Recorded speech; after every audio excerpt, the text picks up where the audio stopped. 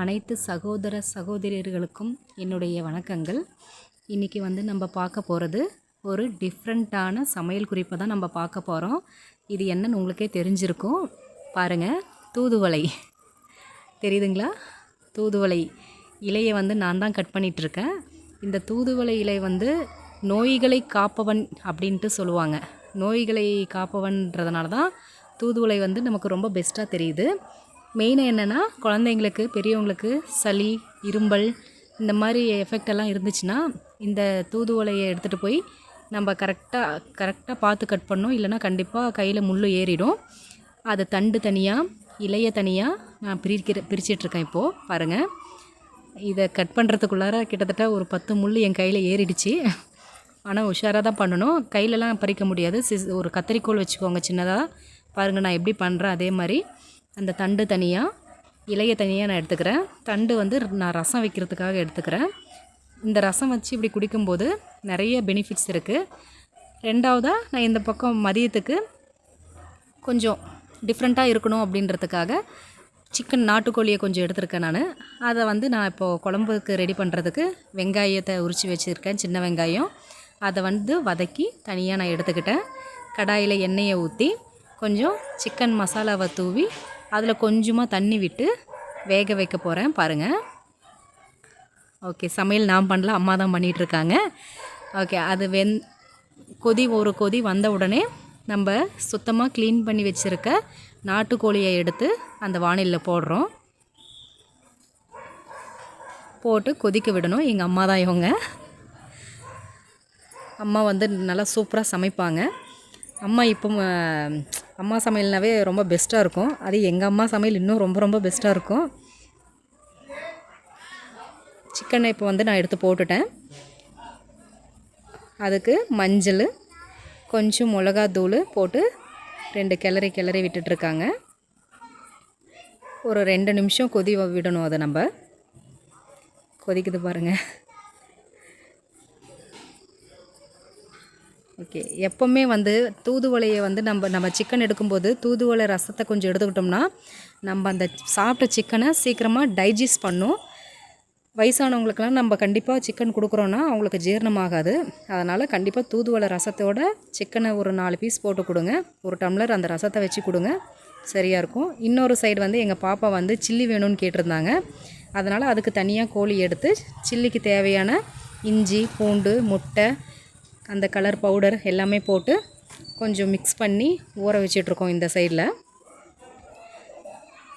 ஏன்னா தூதுவளை சட்னி, ரசம் இதுக்கு எல்லாமே நம்ம சாப்பிடும்போது நமக்கு ஏதாவது அதில் ஒரு சைடு டிஷ் ஏதாவது வேணும். இது நம்ம செய்கிறத விட சிக்கன் எடுத்துக்கிட்டோம். ஏன்னா சிக்கன் நமக்கு டைஜஸ்ட் ஆகிறதுக்கு தூதுவளை ரசம் ரொம்ப நல்லாயிருக்கும். அம்மா கிளறிட்டுருக்காங்க. செம்ம வெயிலுங்க இங்கே. வெயிலுக்கு நம்ம இன்றைக்கி சூப்பரான தூதுவளை ரசம், சில்லி சிக்கன், அப்புறம் சிக்கன் குழம்பு, சூடான சாதம். சிக்கன் ரெடி ஆயிடுச்சு. அது ஒரு பக்கம் ஒரு அரை மணி நேரம் ஊறட்டுங்க. அப்போ தான் அதனுடைய எசன்ஸ் எல்லாம் ஒட்டும். இந்த பக்கம் நம்ம என்ன பண்ணிகிட்ருக்கோம், குழம்புக்கு தேவையான மசாலா, வெங்காயம், பூண்டு, இஞ்சி, தக்காளி, மிளகாத்தூள் அம்மாவே ப்ரிப்பேர் பண்ணது, செம்மையாக இருக்கும். அந்த மிளகாத்தூள் பாக்ஸை ஓப்பன் பண்ண உடனே நல்ல ஒரு ஸ்மெல் வரும். அது எப்படின்னா, பிரியாணி குக்கர்லேருந்து விசில் வருது இல்லைங்களா, அப்போ எப்படி ஒரு ஸ்மெல் வரும். சாப்பிட்ட டேஸ்ட்டை விட ஸ்மெல் டேஸ்ட் அதிகமாக இருக்குன்றாங்க இல்லையா, அந்த மாதிரி எங்கள் அம்மா செஞ்ச மிளகாத்தூள் மூடியை அந்த பாக்ஸ்லேருந்து ஓப்பன் பண்ணாவே செம்மையாக வாசனை அடிக்கும். அது கூட கொஞ்சம் அரிசி மாவு போடுறாங்க, அது கொஞ்சம் டேஸ்ட் எடுத்து கொடுக்கும். எல்லாம் போட்டு மிக்ஸ் பண்ணிகிட்ருக்காங்க. மிக்ஸ் பண்ணிவிட்டு அதுக்கப்புறம் மிக்சியில் போட்டு அது அரைச்சி எடுத்துக்கணும். நம்ம சாதமும் ரெடி ஆகிடுச்சு, விசில் எடுத்து விடுறாங்க போல். ஓகே, அடுத்தது நம்ம இந்த பக்கம் என்ன பண்ணிகிட்ருக்கோம், மசாலாவை அரைக்கணும். நல்லா இவங்கள மிக்ஸி ஜாருக்குள்ளார போட்டு கர கர கர கர கரன்னு அரைச்சிட்ருக்காங்க. எங்கள் அம்மா ரோபோ மாதிரி நிற்கிறாங்க பாருங்கள். செம்மையாக அரைக்கிறாங்கல்ல. அவங்க எங்கே அரைக்கிறாங்க, மிக்ஸி தான் அரைக்குது. ஏதோ ஒன்று அரைச்சிட்டோம். அரைச்ச விழுதை அப்படியே எடுத்து மலைன்னு அந்த நாட்டுக்கோழி குழம்புல ஊற்றி நல்லா கிளறி விட்டோம்னா சூடாக ரெடி ஆகிட்டுருக்குது நாட்டுக்கோழி குழம்பு. அந்த விழுதெல்லாம் போட்டாச்சு, போட்டு மிக்ஸ் பண்ணி விட்டுட்டாங்க. அந்த ஜாரில் பேலன்ஸ் இருக்கிறத தண்ணி ஊற்றி அலசி அதையும் எடுத்து ஊற்றுறாங்க. ஏன்னா நமக்கு கறி வேகிறதுக்கு டைம் வேணும் இல்லைங்களா, அதனால் அந்த தண்ணி கொஞ்சம் எக்ஸ்ட்ரா ஊற்றி நம்ம வேக வச்சிட்ருக்கோம். இப்போது கொதிக்குது, குழம்பு கொதிச்சிட்ருக்கு. சுவையான நாட்டுக்கோழி, நம்ம வீட்டு கோழி தான். ஓகே, மூடி வச்சிட்டாங்க. நான் மூடி வச்சிட்டேன் அப்படின்ட்டு பார்த்துட்டாங்க. அடுத்தது நம்ம இந்த பக்கம் ரெடி பண்ணி வச்சுருந்த தூதுவளை சட்னிக்கு தேவையான தண்டை ஒரு பக்கம் இருக்குது, இலையும் ஒரு பக்கம் நம்ம எடுத்து வச்சிட்டோம். நம்ம சட்னியை வந்து இப்போ ப்ரிப்பேர் பண்ண தேவையில்லை. ஏன்னா வந்து நமக்கு சில்லியும் ரெடி ஆகிட்டுருக்கு, நாட்டுக்கோழி குழம்பும் ரெடி ஆகிட்டுருக்கு. அதனால் இப்போ நமக்கு தேவை வந்து ரசம் மட்டும்தான். இந்த முள் எடுத்து போடும்போதே பாருங்கள் மாட்டிக்கிச்சு. நான் கட் பண்ணும்போதே கிட்டத்தட்ட ஒரு 7-8 முள் குத்திக்கிட்டேன். அப்படி இருந்தும் இப்போ எடுத்து போடும்போதும் குத்திருச்சு எனக்கு. நம்ம இதெல்லாம் சுத்தமாக எடுத்துகிட்டு போய் ஃபஸ்ட்டுக்கு நல்லா கழுவி எடுத்துக்கணும். ஏன்னா கண்டிப்பாக நமக்கே தெரியாமல் அதில் வந்து சின்ன சின்ன பூச்சி, வண்டு, புழு எல்லாமே உக்காந்துட்ருக்கோம். நான் 2-3 தண்ணியில் வந்து அலசி தான் எடுத்துகிட்டு வந்துட்டேன் உள்ளே. சாதம் ரெடி ஆகிடுச்சு. நாங்கள் எப்போவுமே சாதம் குக்கர்லேயே வைக்க மாட்டோம். குக்கரை ஓப்பன் பண்ண உடனே ஹாட் பாக்ஸ்க்கு ட்ரான்ஸ்ஃபர் பண்ணி விடுவோம். ஏன்னா சாதம் நம்ம வந்து உடனே ட்ரான்ஸ்ஃபர் பண்ணும்போது குக்கரில் வச்சு ட்ரான்ஸ்ஃபர் பண்ணணும்னா குழையாமல் நல்லா பளபளன்னு இருக்கும், சாப்பிடும்போது நல்லா உதிராக இருக்கும். அடுத்தது இந்த பக்கம் சில்லி ரெடி ஆகிடுச்சு. எங்கள் அம்மா என்ன பண்ணிகிட்ருக்காங்க, அடுத்த வானிலில் பக்கத்துலேயே வச்சு சில்லியை ரெடி பண்ணிகிட்ருக்காங்க. பாருங்கள், எங்கள் அம்மாலாம் எண்ணெயில் கையை விட்டு சில்லியவே மாற்றி எடுத்து போட்டுருவாங்க. ஃபார்மாலிட்டிக்கு கம்பியை விட்டு கிளறிட்டுருக்காங்க. அவ்வளோ எக்ஸ்பீரியன்ஸ் இருக்குது எங்கள் அம்மாவுக்கு.